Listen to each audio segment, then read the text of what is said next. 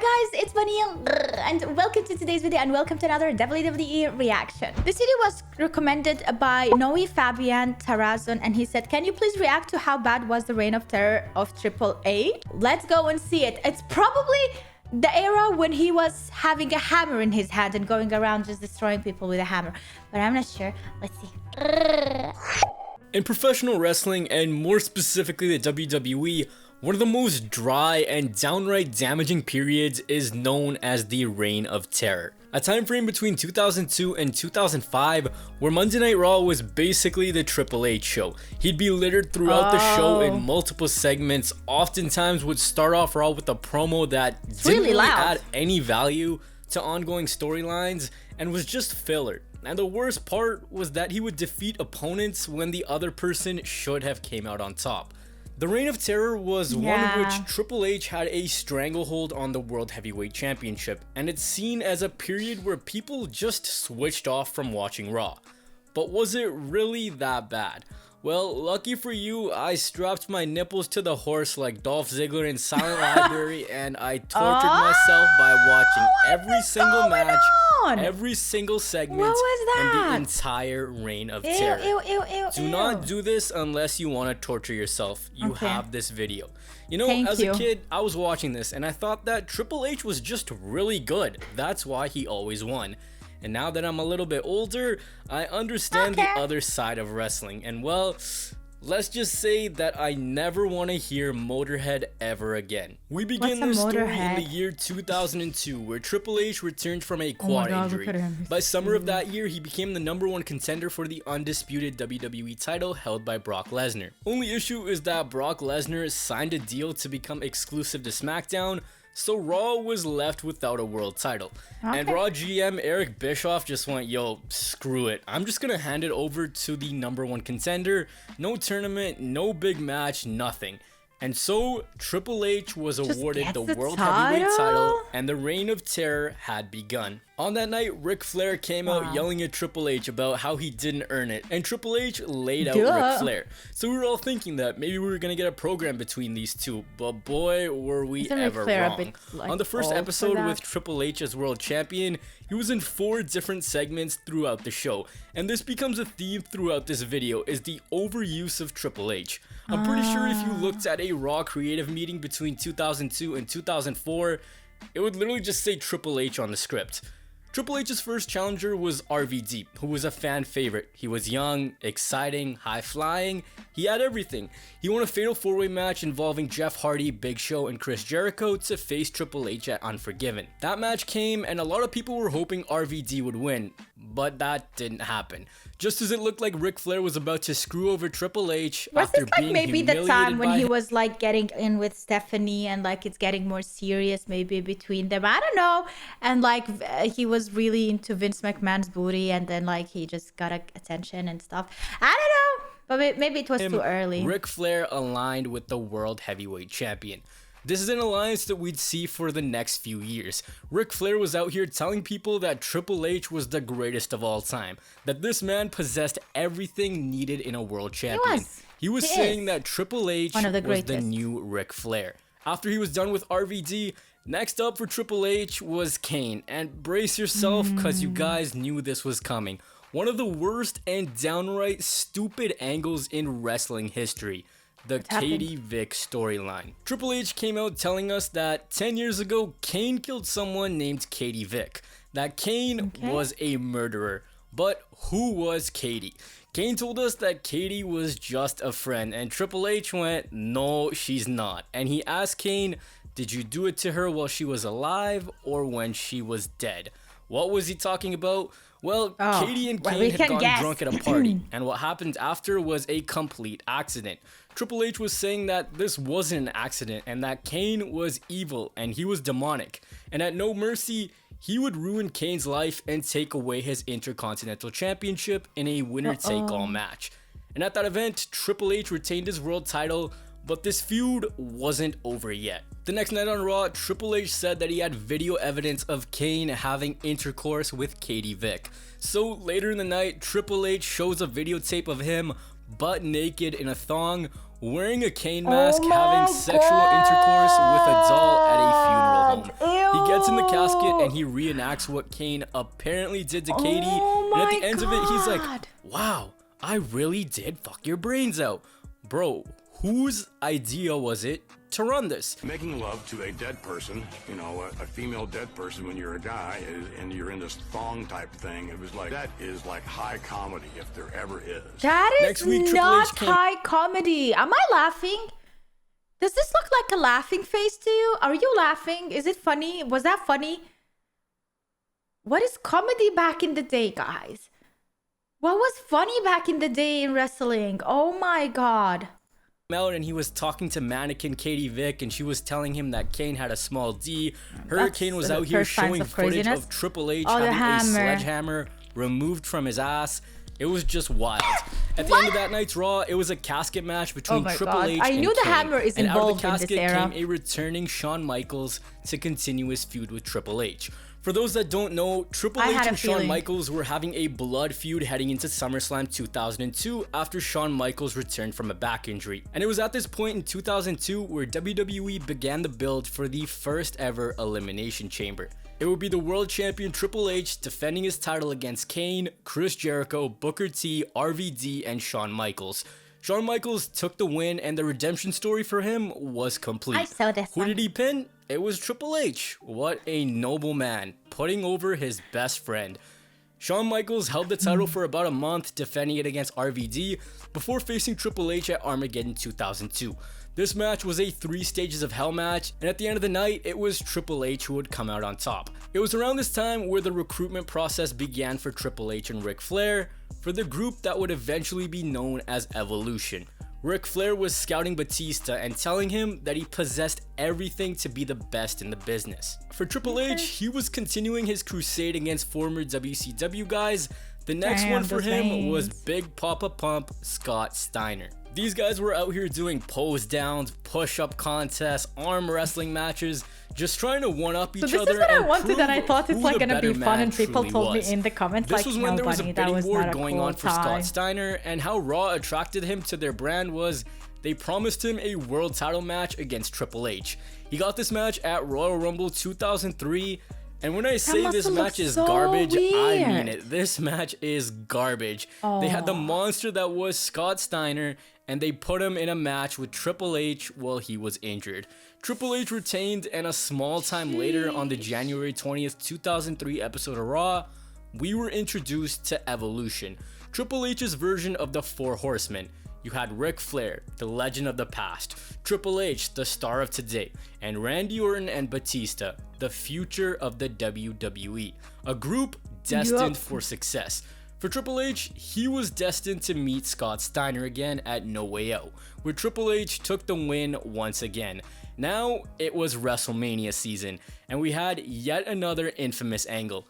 You see, there was this guy named Booker T, who was a former 5-time WCW I have never champion, heard about him before. one of the best superstars to come out of the Invasion angle, and he won a battle royal to face Triple H at WrestleMania for the World Heavyweight title. The whole story was about Booker T fighting from the bottom and earning his way to the top, a guy who was in jail, but he would put the past behind him and go from rags to riches. But what ended up happening instead was the storyline took a downright racist turn.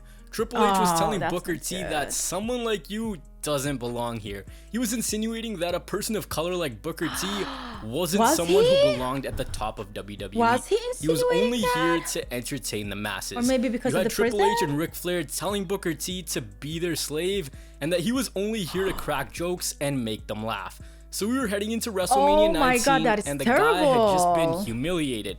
But we'd gotten to know him a lot. Racist. So logic would have suggested Did that he Booker ever T address this, would have Triple overcame the H? villain Triple H and won the title.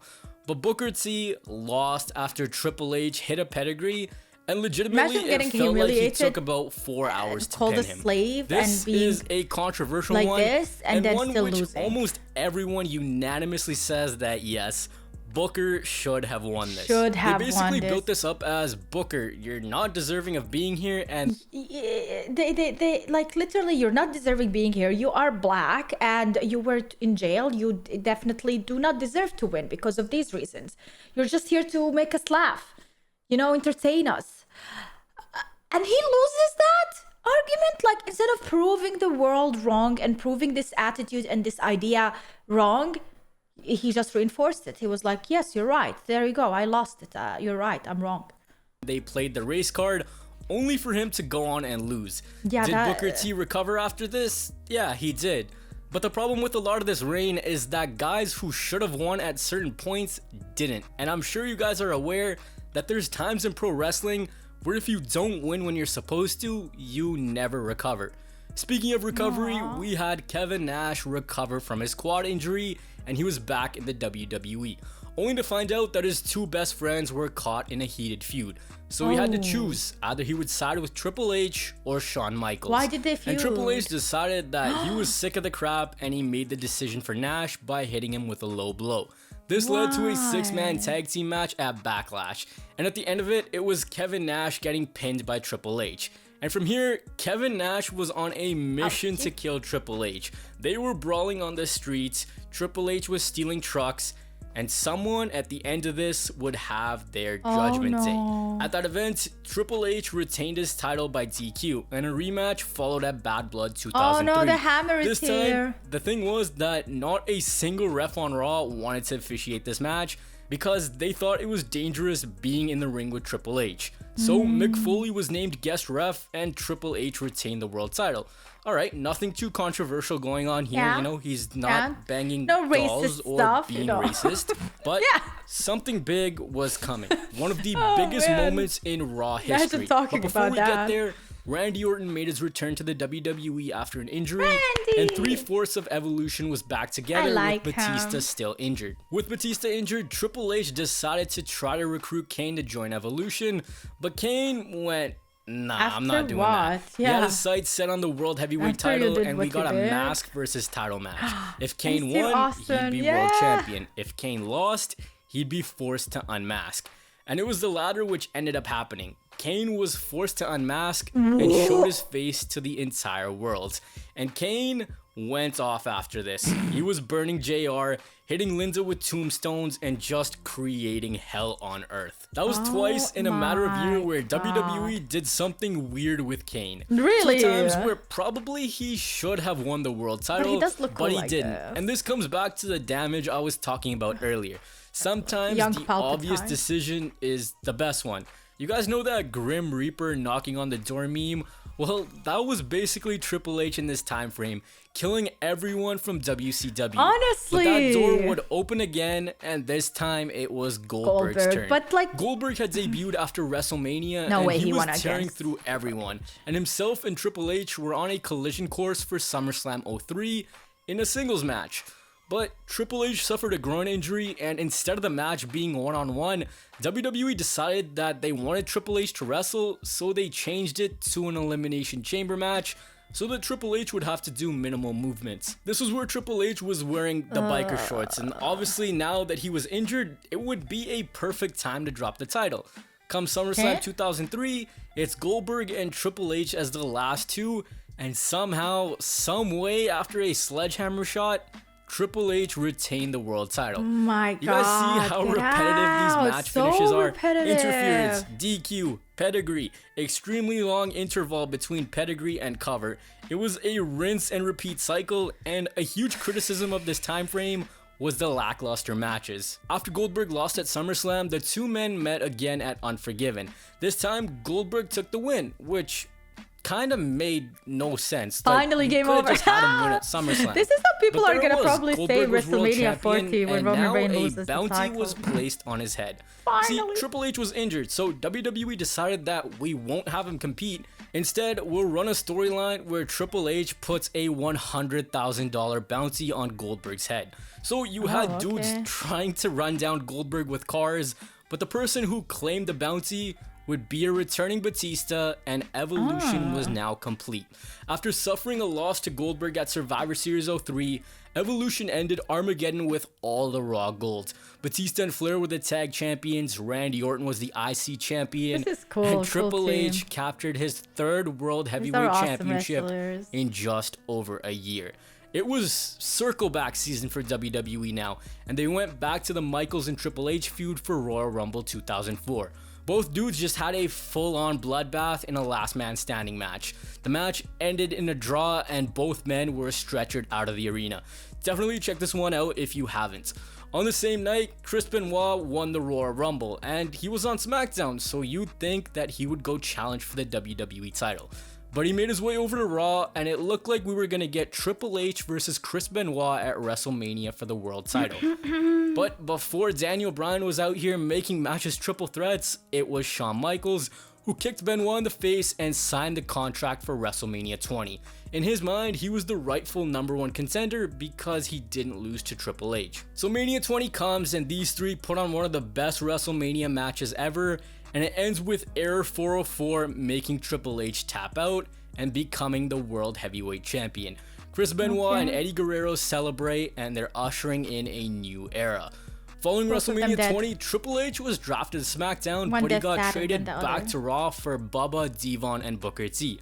Now Triple H was the only member in Evolution without a championship, so he came out demanding to be put in the upcoming world title match at Backlash.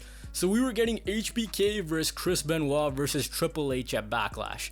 It was during this time where Triple H put over Shelton Benjamin in the main event of Raw, and then again by countout the next week. And now Evolution was showing cracks. Triple H lost at Backlash, Batista and Flair lost their tag team titles to Edge and Benoit, and it wasn't looking good. We had Triple H leave the world title scene and we pivoted back to Shawn Michaels versus Triple H one more time. These two were trying to kill each other. Shawn Michaels was out here getting suspended, and instead it was Kane challenging for the World Heavyweight title, even though Triple H was still main eventing. This is around the time where we got our introduction to Eugene. Who is Eugene, you might ask? Well, he was the special needs nephew of Raw GM Eric Bischoff. And who was Eugene's favorite wrestler? It was Triple H. So this dirty mastermind decided that he should take advantage of the disadvantaged, and he tried to use Eugene.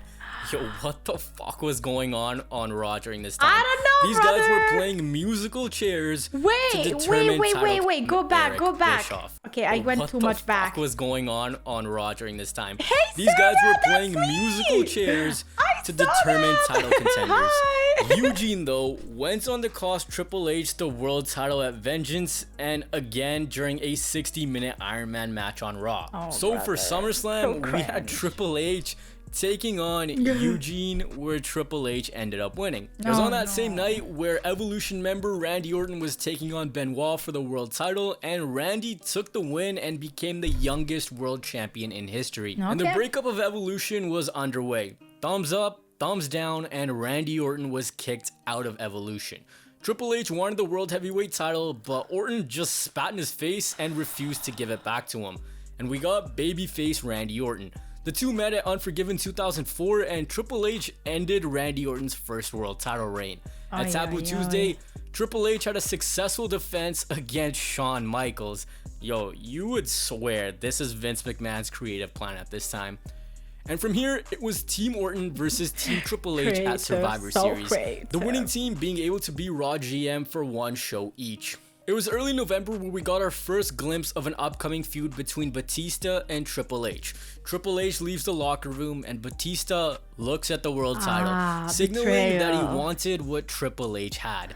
At Survivor Series though, Team Orton won, with Randy Orton being the sole survivor. So Triple H was out here getting pissed and telling Batista that he was basically useless and not as good as he thought he was. Telling Batista that he had $1 million body and a 10-cent brain. He was threatening to replace him in Evolution, and then you had Ric Flair just trying to play Peacemaker. Batista was laying out Triple H in the locker room, but they were swerving us. Maybe Triple H thought that they were going too quick with this feud and they wanted to just let it burn slowly. On Raw, the main event was Triple H, Edge, and Chris Benoit for the World Heavyweight title, where Benoit tapped out Edge while his shoulders were pinned at the same time. So the world title was declared vacant, and Triple H was out here crying and begging, looking as red as a tomato, begging for his world title back. Every single Triple H promo. The game. And tonight, you will see me play my game. Like, bro, just shut the fuck up. We don't want to hear you. During that time, we still sowed in seeds between Batista and Triple H. So Eric Bischoff decided that the vacant world title would be decided in an Elimination Chamber match at New Year's Revolution. Yo, you guys talk about Charlotte stat padding or this guy stat padding, Roman stat padding.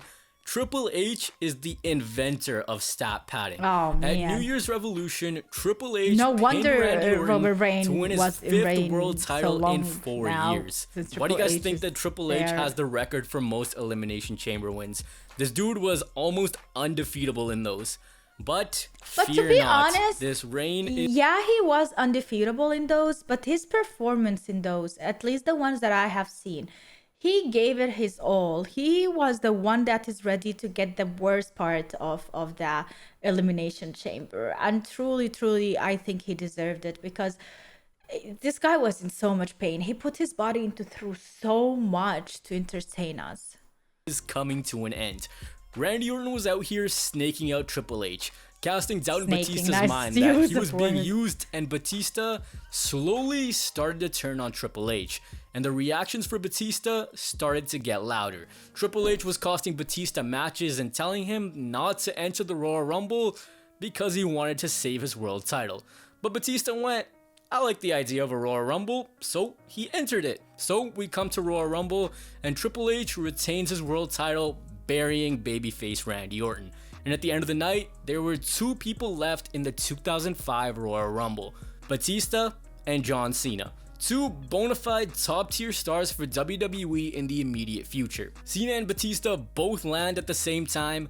Vince comes out, tears both quads, and we restart the match, and Batista ends up winning. The story from here was, where will Batista go? Will he go to SmackDown or will he stay on Raw? Triple H was trying to get Batista ran over by a limousine pretending he was JBL, but Batista Wow, caught Triple H in really the loves to act. run people and then we with got cars. to that iconic moment in February. With- the thumbs wasn't up, it the same with thumbs Steve- down, Steve- and Steve Batista Austin? lays out Ric Flair and Triple H. He's going to WrestleMania 21, and he's challenging Triple H for the World Heavyweight Championship. And at Mania 21, in the main events, after a pretty whatever match, Batista had done it. He was the new World Heavyweight Champion, and the future generation was in full swing. Batista beat Triple H again at Vengeance and Backlash, and the Reign of Terror was officially over. Sure, Triple H had reigns here and there, but nothing was as bad as this stretch from 2002 to 2005. So, was it really that bad? It was. It was really bad. I think I read somewhere that Vince McMahon saw that the Raw brand wasn't doing so hot, so he sent Pat Patterson on like a fact-finding mission, and he came back to Vince and he was just like, yo, it's Triple H. He's not that big of a draw. People think he's boring. If you look at this reign in retrospect, the glaring issue is the stunting of people's momentum at Triple H's expense. Yeah. Like Goldberg, for example. Him winning was Oh, cool, yeah. but why didn't he just win a month earlier? Booker Yeah. T, he should have won. Kane, that one's arguable, but you could say that he should have won. It was these guys' time, but they just didn't get it. It was also this weird thing where he was like, haha, I'm on the booking team. Austin's gone, Rock's gone. This is my show now. The formulaic 20-minute promos were absolutely abysmal. It's just shady if you really look at it. There's so much politics to uncover behind what was truly happening. SmackDown was out here flourishing, while Raw was a rinse and repeat pattern with Triple H. It was actually terrible. The good thing to come out of this reign of terror was we got a good feud between HBK and Triple H, Orton's initial emergence, and of course the big rub that Batista and later John Cena would get. I tortured myself by watching every segment, every match. Drop a like for all the pain that I endured to make this video. But I want to hear from you guys. Do you guys think the Reign of Terror was good or bad? I can without a doubt, it was bad. after watching it, Seeing feeling that something pain for a copy-paste the whole second time in time, my life, I don't give it like a that. It's big boring. fat bad. Drop some requests of what you'd like to see in the Big next fat good or bad. bad. I give it Do bad take very good too. care of yourself. Peace. Thank you, you too. Let me know in the comments down below, you guys, what you think. Was it good? Was it bad? I bet it was bad, but let me know what you think. Honestly, it gets stale real quick. In today's time and age, I don't think this would work very well. People would lose interest because we now lose interest much faster, and we need things to be like extra hype or extra shocking and surprising to be shocked and surprised, because we have seen it all. We have been watching the entertainment business going around and creating these stories for so long that we can predict stories, we can figure out shit, you know. We like it is so difficult for people to bring something so creative today that hasn't been used before. So if they use the same idea over and over and over again, it would get stale so fast and people would lose interest. Like, look at them, they are so fed up. Like, we are so fed up with the Cody thing. We wanted to finish and we rile up. Imagine now this happening for 5 more years. Like, no thank you. What? I don't want to deal with that. No thank you. No matter how epic it is, if it's too long, it's too long, all right? And something like that does exist. But that is it for this video. I hope you enjoyed it. Thanks so much for watching. If you did, make sure to leave a like and subscribe for more, and see you tomorrow with a brand new video. Also, check out my Twitch. I stream there 3 times a week, twitch.tv/bunnymonbz, and also the same name for my second YouTube channel, bunnymonbz, because I do upload the live reactions that I react to on Twitch on my bunnymonbz. And I also game. I play a lot of video games. I play multiplayer games with the community, with the subscribers, but I also play single player RPG games a lot. So yeah, if you're interested, come and say hi in the chat. See you. Bye.